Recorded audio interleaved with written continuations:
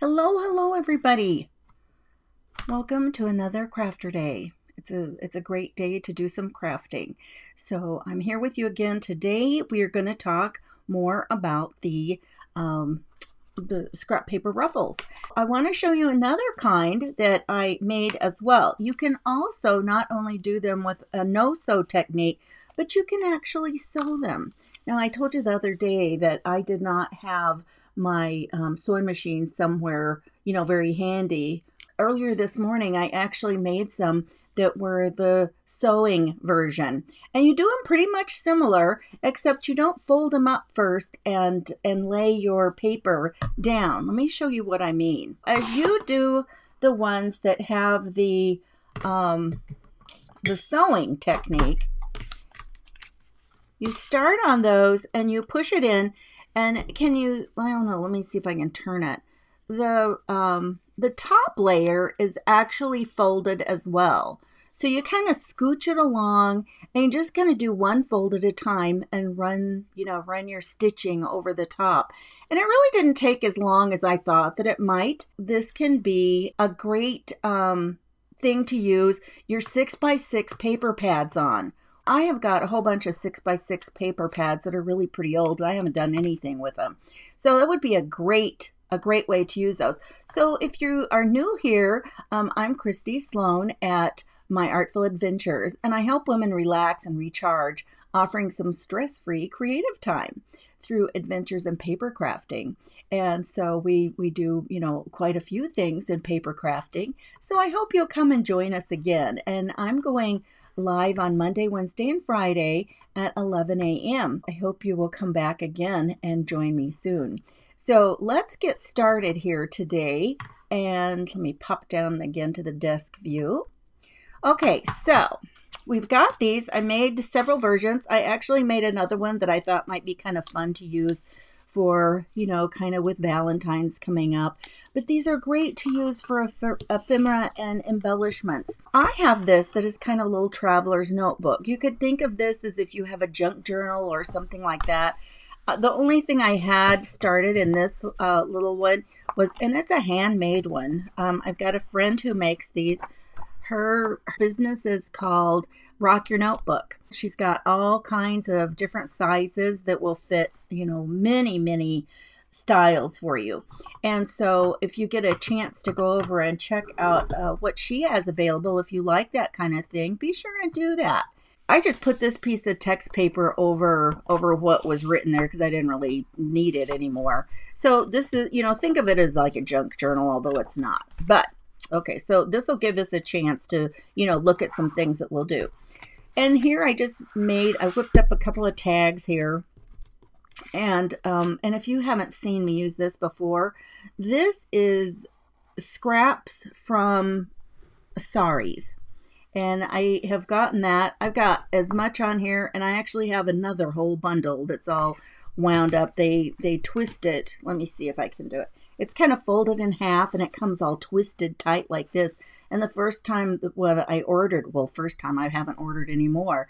When I ordered it and I got it, I couldn't believe how much was in here. It is scraps from when they make saris, the Indian pretty beautiful saris that the women wear. Okay, so that's what this is, and I just love it. I use it for, making closures for journals, mini journals, or mini albums and journals and all kinds of stuff. But I just love it. I just wanted to mention that in case you hadn't ever seen that or had a chance to look at that. One of the things that we can use, I'm going to make a little, this is a wider piece that I made. And that's the only little part I had that I made that wide. It was just a scrap that wide. And so I thought, that would be kind of fun to use on here. Let me see. Let me use it on this one. And I'm only going to use a little bit of glue on the sides. And that's it. And just pretty close to the side. And I'm just going to stick it down here. I'm not going to put it all the way at the bottom. And I'm going to just put that down there. And what that allows us to do is have a little place to tuck something else in here. So now, granted, this is going to be not the easiest to get in there because of the ruffles. behind as well. But, it'll fit in there. So, probably the easiest thing might be to make sure you've got that on there. And you could always put another piece of paper probably over the back. If you like this and you're interested in this, let me know if you'd want to do, another time and get some other ideas. So this one looks like if I cut it, just trim them off right as much as you need. And then I'm just going to pop that on there. And look at this. You could also, use the back side if you wanted to. That'd give you some dimension on something as well.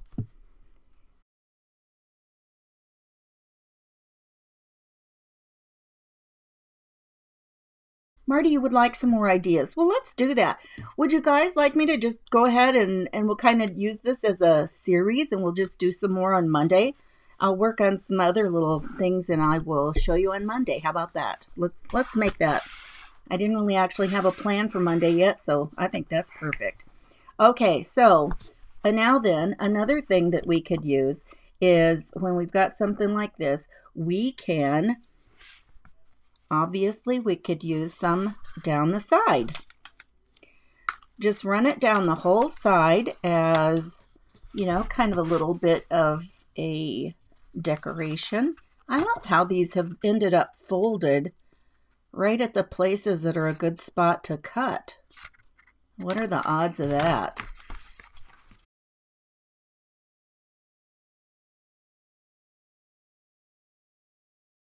Whoops!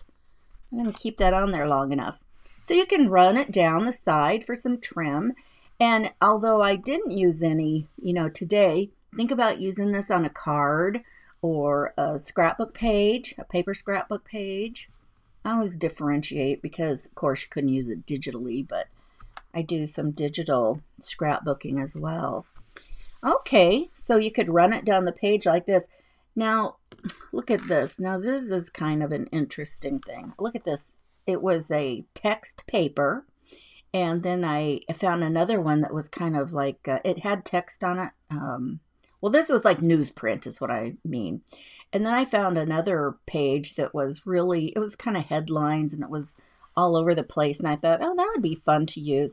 I love, love, love using black and white, like washi tape. I actually think that black and white washi tape is one of my favorites because it goes with about everything. And I just love it. Okay, now a lot of people are concerned. Now this is the one that I sewed, and a lot of people are like, well, what do you do when you snip it? Aren't you afraid it'll unravel? Well, no, not really, because we're gonna glue it down, and so it's not really gonna do anything else. Yes, Marty, wouldn't that be great to just decorate the front? You could decorate the front. You could put it on a spine. Okay, now this time we're just gonna put it along the top and the bottom. And this is going to be kind of a different version of that tag. Oh, I made sure I got the text going the right way. Okay, now the reason I'm only going to put this one on the top and bottom is because now look. Now you could stick some things in here in the side. Or, maybe I want to stick my tags in here in the side. But it gives you, now, it's not like, you got to be careful about what you put in there that it's going to stay. But, the fact that it's in a page and, you're going to have this closed or whatever, it's not going to really go anywhere, right? So you could just put a little bit along the side like that. So we put some on the side down here, run it along the side. We've put some in the middle to use as a, yeah, kind of like a belly band, except it's not all the way around. Something else we can do is let's say we want to snip off a little bit. A lot of people don't want stuff sticking out, everywhere. But you could put this at the top. Kind of a little tab at the top. Like maybe a little index thing. You could use this in your books or on a card. Whatever you want to use like that.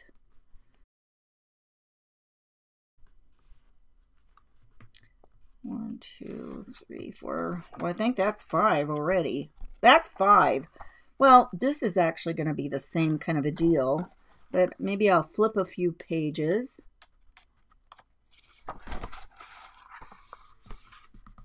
And put one on the side. So you just need little snippets. And then you could put these on running down the side as like little, tabs. So basically this is the same as the one on the top. But look how fun that would be. And then, you usually have a few pages in between. And then we'll just put another one here. But aren't those some fun ideas?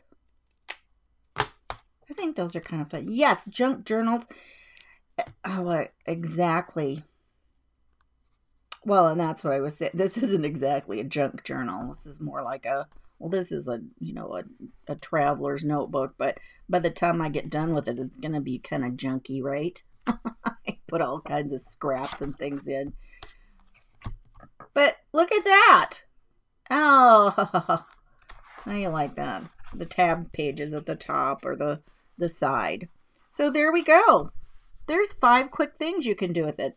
Make a little pocket like this. Now, what you could do is you could also put it down a little bit lower, put some glue on the bottom, and then it won't go all the way through.